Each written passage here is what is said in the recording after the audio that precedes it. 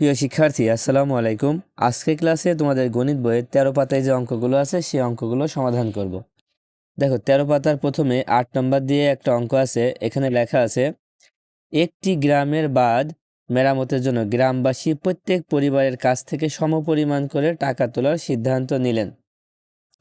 গ্রামে 275টি পরিবার আছে এবং বাঁধ ঠিক করার জন্য 96,250 টাকা প্রয়োজন। প্রত্যেক পরিবার কত টাকা করে দিবে? তো গ্রামবাসীরা গ্রামে একটা বাঁধ তৈরি করবে। তো এই বাঁধটা তৈরি করার জন্য তাদের প্রায় 96,250 টাকার প্রয়োজন। হ্যাঁ, বাঁধটা তৈরি করতে কত টাকার প্রয়োজন? 96,250 টাকা। তো এখন ওই গ্রামে পরিবার আছে 275টি। কয়টি পরিবার? 275টি। এখন তারা প্রত্যেক পরিবারের কাছ থেকে কত টাকা নিলে এই 96,250 টাকা হবে? এটা কিভাবে তোমরা করবা? দেখো, 275টি পরিবার যদি 96,250 টাকা দেয়, তাহলে একটি পরিবার কত টাকা করে দেবে? তাহলে এটা কি করবা? দেখো, এটা হচ্ছে ভাগ করবা। তো প্রথমে বইতে যেভাবে আছে আমরা এভাবে তোমাদের দেখাচ্ছি। দেখো, প্রথমে তোমরা লিখবা যে আমরা যদি 96,250 টাকাকে পরিবারের সংখ্যা 275 দিয়ে ভাগ করি, তাহলে 96,250 ভাগ 275 সমান। দেখো, এখানে 275 দিয়ে 96,250কে ভাগ করা আছে। কিভাবে? প্রথমে 275 দিয়ে আমরা 962কে ভাগ করব, কারণ 275 তিনটা সংখ্যা, এখানে 962 তিনটা সংখ্যা নিতে হবে। 275 থেকে 962 বড়, এই জন্য এখানে আমরা কতবার দিব? দেখো, 3 বার দিব। কতবার? 3 বার। 3 দিয়ে যদি 275কে গুণ করি তাহলে হবে 825। তোমরা তো ভাগ অঙ্ক পারো, সেই জন্য আমি এখানে করে দিয়েছি। এবার বিয়োগ করলে কত হচ্ছে? দেখো, বিয়োগ করলে হবে 137।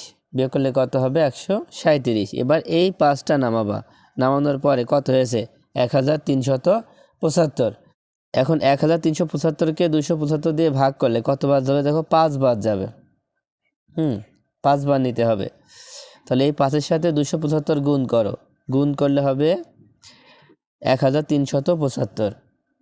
দেখো, এখানে আর কিছু থাকছে না, ঠিক আছে? থাকছে কিছু?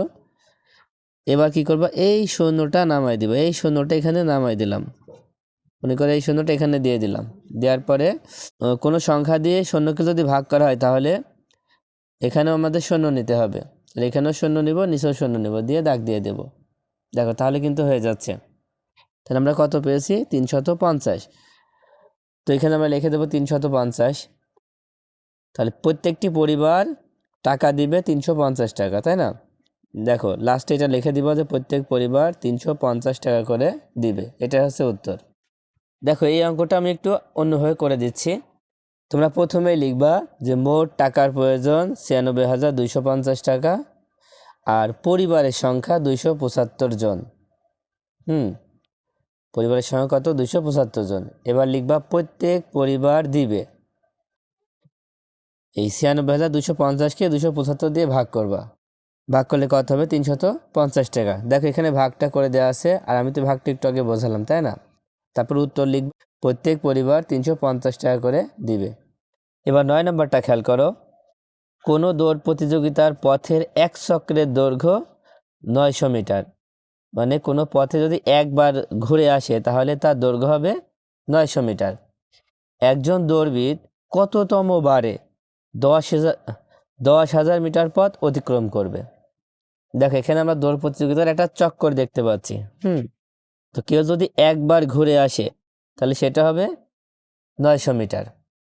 এখন একজন দৌড়বিদ কততম বারে 10,000 মিটার পথ অতিক্রম করবে? উত্তর ক্রমবাচক সংখ্যায় লিখতে হবে। তো প্রথমে আমরা বইতে যেভাবে করা আছে সেভাবে করব। আমরা যদি 10,000 মিটারকে 900 মিটার দ্বারা ভাগ করি, তাহলে 10,000 ভাগ 900 সমান। দেখো, 900 দিয়ে যদি 10,000কে ভাগ করি তাহলে কত হবে? খেয়াল করো।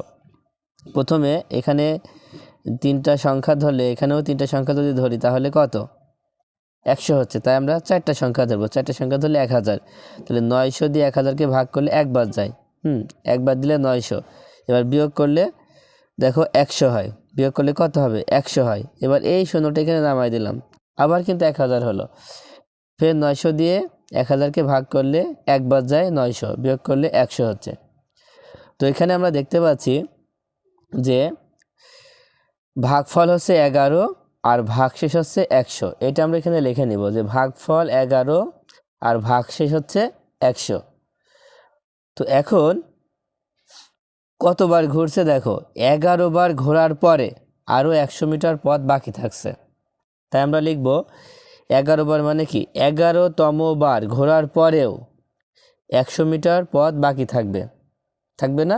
হ্যাঁ, 11 বার ঘুরে ফেলার পরেও কিন্তু 100 মিটার পথ বাকি থাকবে। তো এই 100 মিটার পথ তাকে তো ঘুরতে হবে, তো এটা ঘোরার জন্য কিন্তু তাকে আরেকবার ঘুরতে হবে। তাহলে আরেকবার ঘুরলে সে মোট কতবার ঘুরবে? তাকে 12 বার ঘুরবে, তাই না? সে কিন্তু 12 বার ঘুরবে। তাই লিখবো সুতরাং এই যে 11, এই 11-র সাথে 1 যোগ করতে হবে। 1 কেন যোগ করব? কারণ এই 100 মিটার পথ ঘোরার জন্য তাকে আরেকবার ঘুরতে হবে, এই জন্য 1 যোগ করতে হবে। তাহলে 11 আর 1 যোগ করলে কত হয়? 12 হয়। তাই 12তম বার ঘোরার সময় 10,000 মিটার পথ অতিক্রম করবে। ঠিক আছে? দেখো, তোমরা চাইলে এইভাবেও করতে পারো যে 900 মিটার পথ অতিক্রম করে একবার ঘোরে। কারণ যখন একবার ঘোরা হচ্ছে তখন কত মিটার পথ অতিক্রম করা হচ্ছে? 900 মিটার।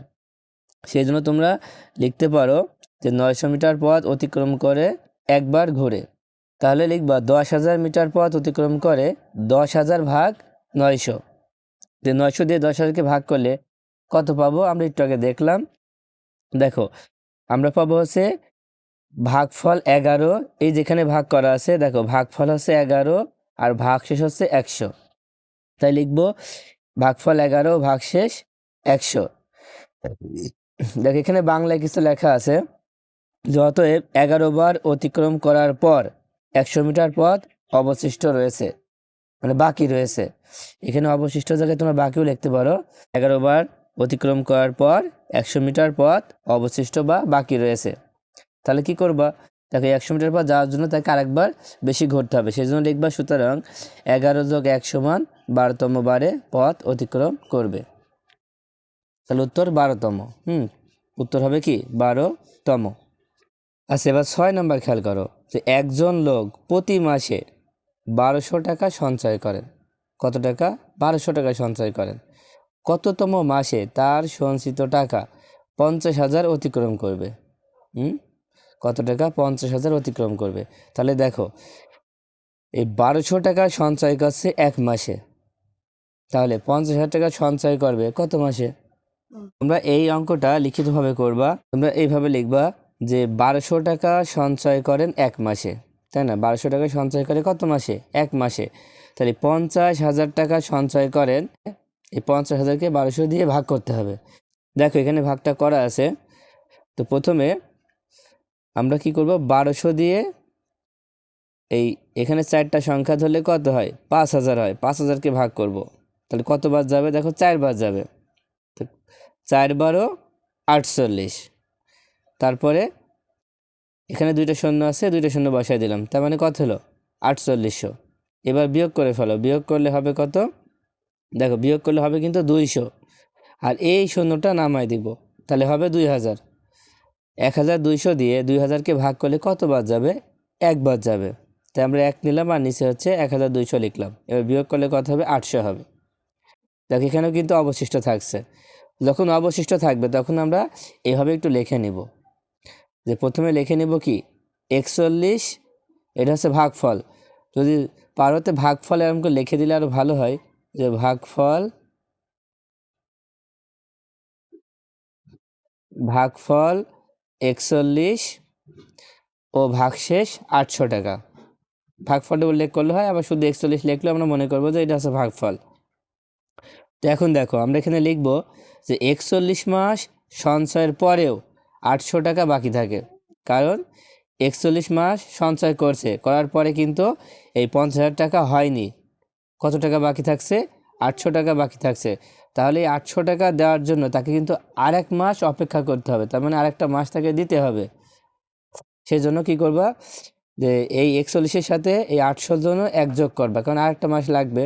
তাহলে 41 যোগ 1 সমান 42তম মাসে 50,000 টাকা অতিক্রম করবে। তাহলে উত্তর হবে 42তম মাসে।